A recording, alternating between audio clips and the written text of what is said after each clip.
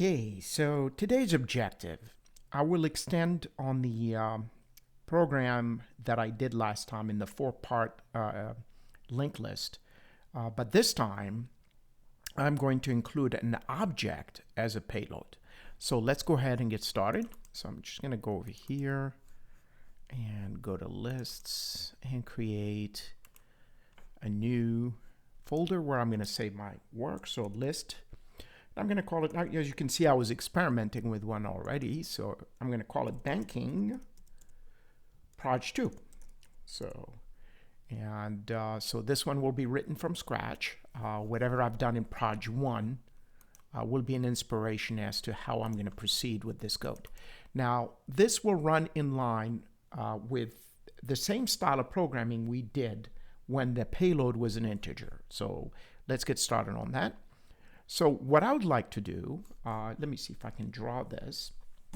My tablet here.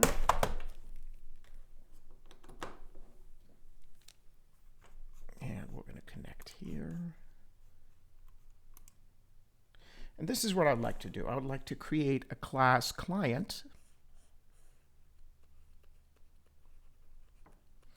And I would like to create a class client list. Okay, so what would happen is this client list class will be a linked list implementation. What it would do, it would create objects or a linked list that looks like this. To be even more precise, one points to the other, etc. This one points to the other. This one points to this one, etc., etc. Okay, but what we will have as a payload in it will be, let's say, a client pointer. Okay, so and here you will still have a next, okay, to point to the other one. Now, another object I might include here with the pointer, I might also include a key that I will use that's based on the client ID, for example. For deletion of any node that we need to delete.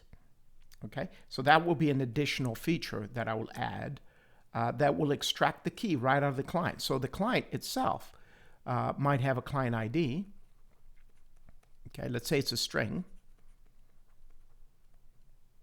Okay, so that one will become the key for the list. Okay, now in here you'll have a first name, last name, etc., etc.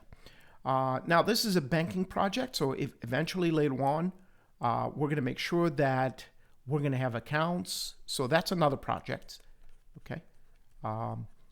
And the accounts could be either embedded or part of a composition within client, okay? So if we have a list of clients, inherently we will have a list of accounts, since each client will have a bunch of accounts. Either be it savings or checkings. But at this stage, for the sake of showing how to have a linked list of objects, I'm going to spend my time developing the client class, and then I will develop the client list class, and then we'll have an app that will allow me to do this.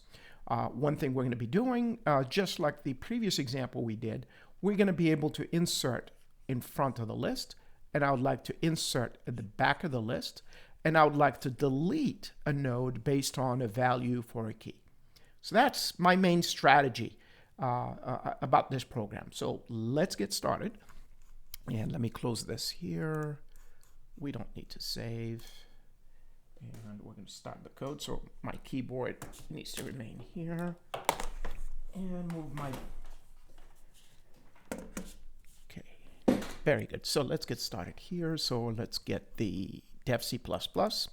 And again, the reason I like dev C++, it doesn't have a lot of bells and whistles. It's pretty straightforward in how to code with it and how to write projects, which we're going to be doing now. So I'm going to go ahead and create a new project. Oops. So I'm going to go here and say project. And it's going to be a console project application. And for this one, I'm going to call it client or banking client clients list, and call it proj1 or proj2 in my case, since this is actually my second version of this. But again, you get the benefit to see me write it from scratch here. So I'm going to just say OK, and I'm going to save it under the directory that I just created. So that would be code testing lists, and that would be under here. And let's save it right here. So it automatically creates an application for us. I'm going to save this as banking test 2 app. Okay, save that. Fantastic. So what I'd like to do, again, is to create an object of type client and an object of type list, or at least use some pointer notation to work with these. That's probably going to be the smart way to go if I'm going to dynamically allocate memory for these items. So for example, let's say I have client, and what I would like to do maybe is something like this: asterisk CL equal new client, and then maybe set the first name, maybe something like this: Henry, comma, Ford, comma, oops, and then some sort of an ID that will make that record unique. So this could be mod T10. Okay, and what I would like to do later on is also to be able to move this into some sort of a list. So I would like to have something like this, client. Maybe I'll initialize that first, just like we did on the previous project. Maybe something like this, client list. And I'll do something where this is going to be the beginning of the list, and I'm going to call it CL list, and I will make it equal to null. And the reason for that is I want to make sure the head of the list is empty. It points to a null pointer, or is equal to a null pointer. Okay, so that's the trick here. This is what I want. Obviously, if you try to compile this right now, you will get errors. Okay, so what I will do now is just do this, but that's my general strategy. So I'm going to do some insertions as we move forward, deletions and so on, for testing how this works. So let's first create this class client and make sure that it works, test it out. We could actually test it with this code that's in here. So we're going to go over here. We're going to create a header file here. We're going to call this one clients.h.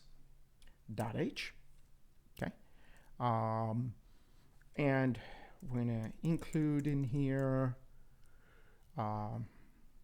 maybe string, if I'm going to do some string manipulation. And then we're going to go over here, probably put header guards, because the client list will also include clients.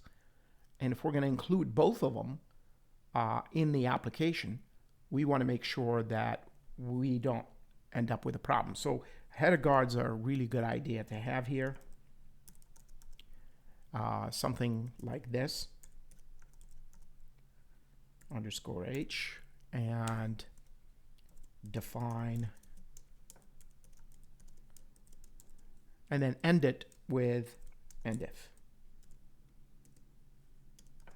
Now it's a good time to go ahead and save this file as your header file. Turn this into a .h file, name it client.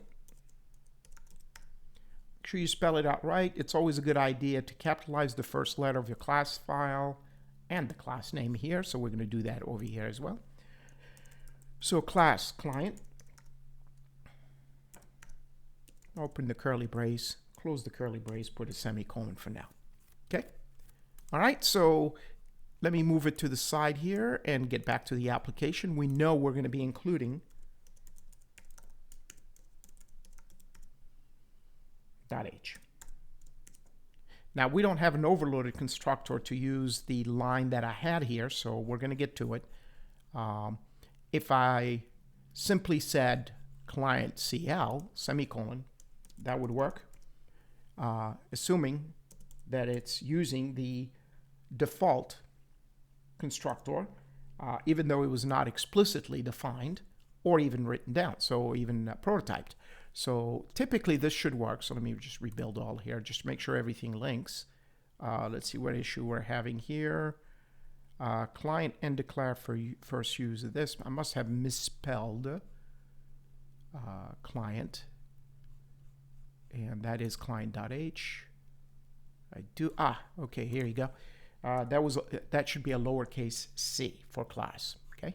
It's a good thing we're seeing errors here, so that gives us a chance to see what kind of problems you can encounter right away. So let's go ahead and rebuild all, and there you go. So we're good to go. So as you can see, this creates a client using the implicit default constructor. We're not going to need it for this example, so I'm just going to take it out, okay? You could do it if you want an array of clients and so on, right? So, but first, let's go ahead and look at what we'll need from client. So we're going to need some functions that will allow us to set the values for the attributes that we're going to define right here. And let's go ahead and set up our attributes here. So we're going backwards in our design. As you can see, I'm not doing any UMLs or anything special.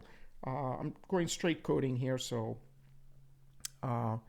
this type of approach is prone to a lot of errors. So just bear with me in case anything goes wrong. We're going to learn from it. All right. So I need a string first name. I need a string last name. Just like in database, this is a form of normalization. Make sure that the attributes you have that represent the client or the entity that you're trying to define.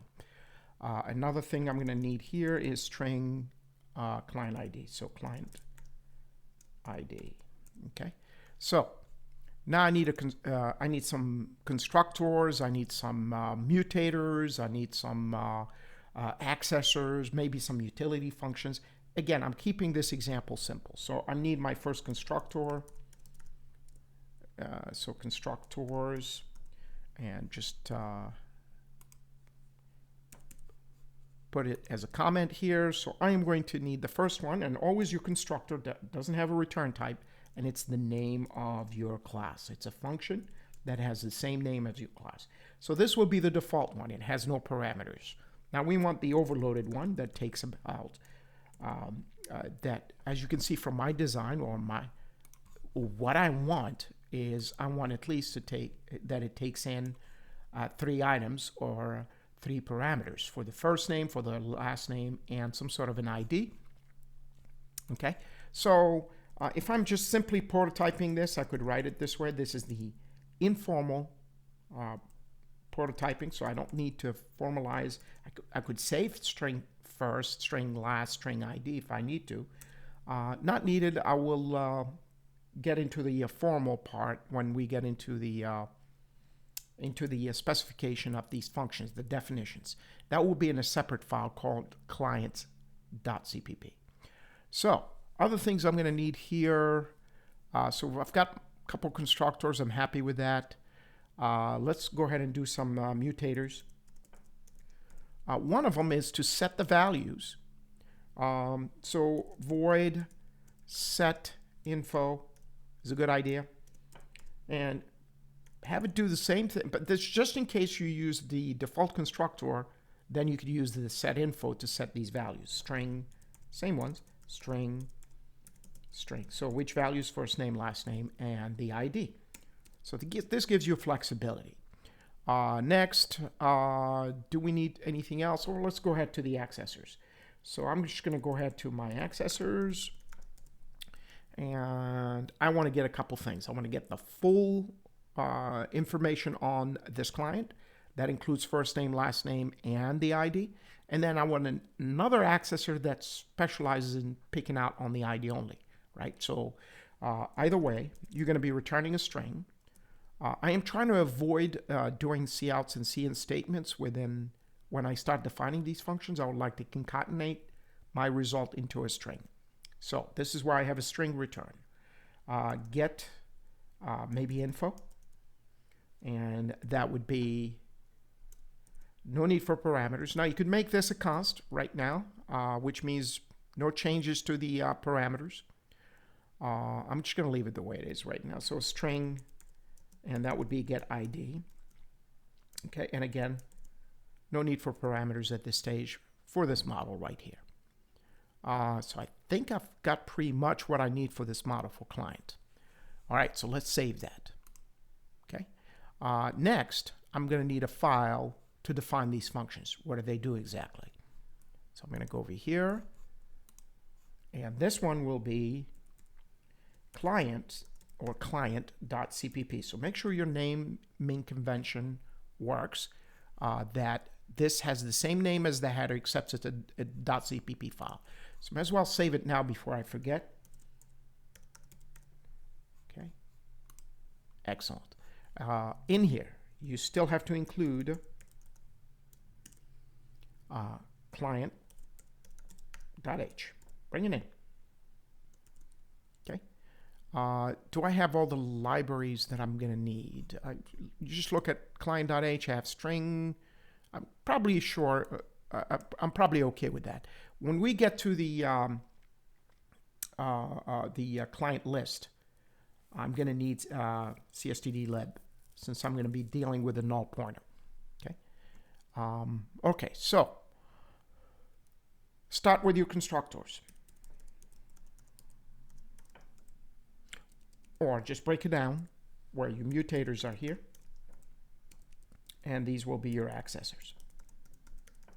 Okay, let's start with one of the mutators, actually, the set info, because I'm going to use it within the constructor of functions. So void client, and then I can go ahead and do, maybe it didn't save here, so usually I get here you go, very good.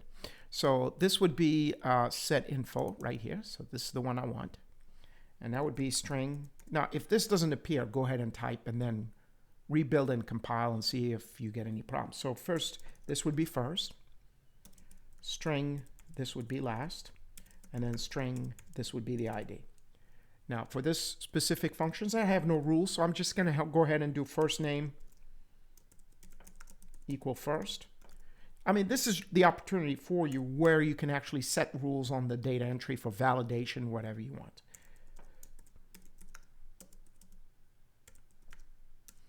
And finally, client ID. This would be equal to the ID that you're supplying as a parameter. Okay. All right. So we could use that one for the constructors to actually initialize the parameters once you create an object. So for that one, you're going to go over here and say something like client. And notice right after that, the two client functions are right here. I'm going to pick the one that is a default constructor, which means it has no parameters. Open curly brace, and I'm simply going to go ahead and call the function set info. Except I'm going to pass blank, blank, and blank. Okay, so this just initializes it to these values. Okay, we're going to do the same thing with the default constructor, except this time whatever is being passed will go through set info. Okay, so since set info will be my gatekeeper in case I want to create some sort of a data validation. Client. And again, this will have the three strings that you need. So string first, string last. It's okay to repeat those names. Those are local variables. So you'll be just fine. Except now here, you're going to call a function. You're going to call a function called setInfo and pass those variables by value to the setInfo function. which in turn will assign them to first name, last name, and client ID. And then don't forget to close your curly brace. Okay, so that sets up our constructors here. So let me just save everything here. Okay, now our accessor, what do we want? We want to get all the information on the client. We want to also, let me just move this up so we could see better, and move this one up. Just compress everything up a little bit here. Here you go. And what we're going to do now is have a string, and again, within the scope of the client class. Okay, and we're going to do the get ID first. Okay, that's a straightforward one. You're simply going to return client ID. Okay, there are no preconditions, nothing of that nature here. So string client, and again, get info this case, in this stage. We're going to make it a little more interesting. So in here, we're going to return, just back it up a little bit, just once. Return a concatenated string. I can make it as nice as possible here. So name or client name. And it'll be something like this maybe, plus first name, plus, so this is what we call string concatenation. Last name, plus, now you can put an escape character here to give you a new line. Then make sure you have a plus sign here. I'm sorry about that.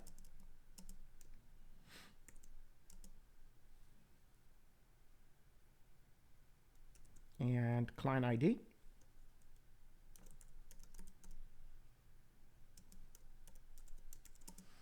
And something like this, plus client ID. Now, do we want to give it a new line right after that? Sure, why not? Yeah, why not? Okay. If it messes up the output later on, you can come back and fix that and take it out. So I just want to make sure everything rebuilds nicely. Rebuild all. Okay, we got a little problem. Let's see what it is. So we have string client set info, and the compiler is complaining, saying, I used the wrong function. This is get info. Of course, you got to read what the compiler is saying, right? So we want a getter. This is an accessor, not a mutator. The set info is right here. So we want to make sure that we match to the get info that's right here. Okay, so that should solve the problem. Go ahead and rebuild all, and we're in good shape. Okay, so quick test for this, you could do something like this.